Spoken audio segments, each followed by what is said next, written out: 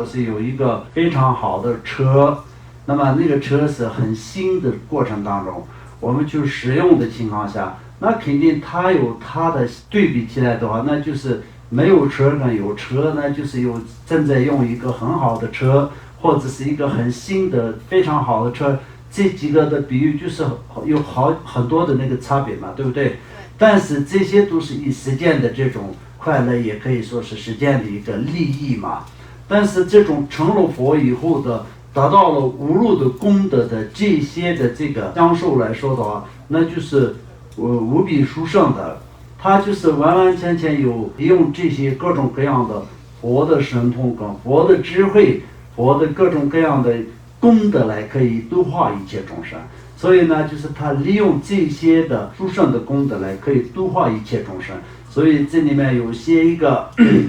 能行这个就是行持这些的功德，也可以说是他的那个行为，也可以说是行持行为。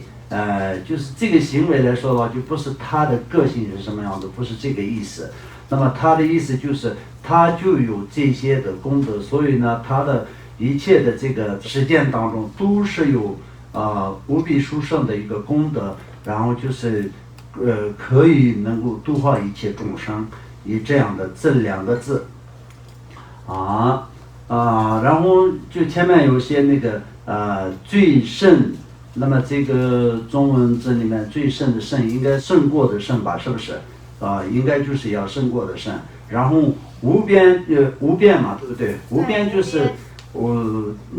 就是相当就是获得佛的智慧的功德呢无比殊胜，所以就叫无边。因为它没有什么就是要多大多小的这种的一个捷径，或者是一个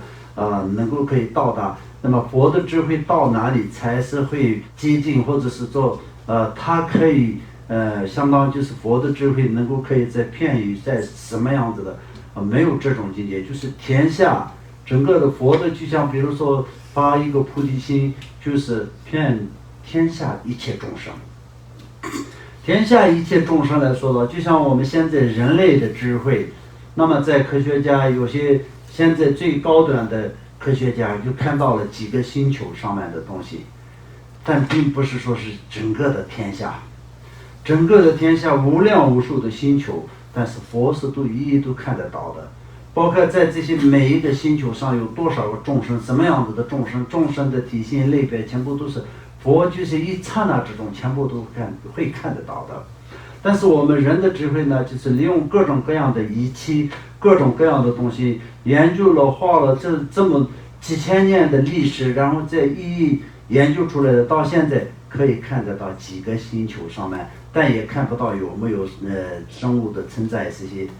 那也是有没有生命的存在，那些也是还是看不到嘛。所以这两个来说到就，那么在所谓的就是在这里为什么本尊如度母的这个功德里面又讲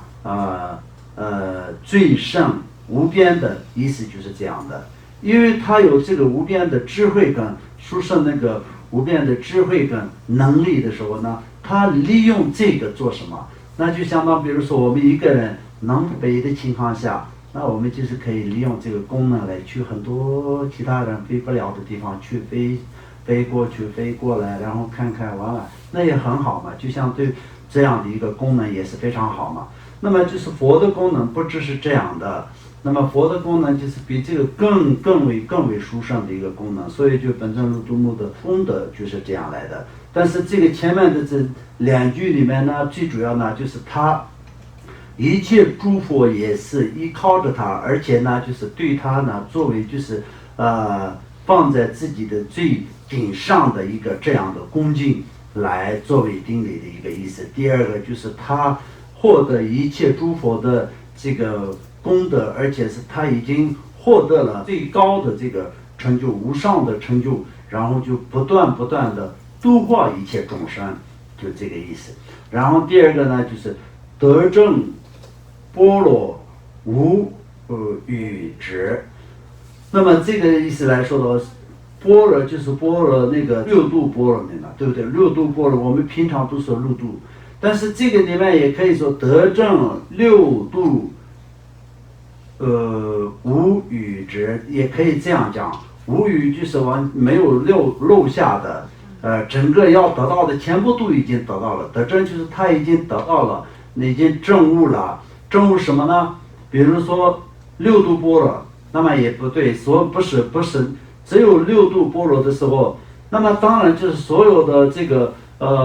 若都是在六度里面，但也是般若就像比如说我们那个六度里面呢，就是布施度、持戒度精进度、禅定度、忍辱度，对不对？智慧度六度嘛，对不对？对。还有呢，就是愿度方便度力度，然后本质度4个加起来就是10个般若嘛，对不对？所以这里面为什么用般若才是最适当的原因是什么？六度的话还是不是完整的全部的，所以就是无余之是无余，就是没有剩下的，都得到的，那是谁呢？就是菩萨，观世音菩萨、地藏王菩萨、文殊菩萨诸盖藏菩萨等等等等，八大菩萨等等，所有一切的菩萨。前面也是有说嘛，我们前面就是今天这个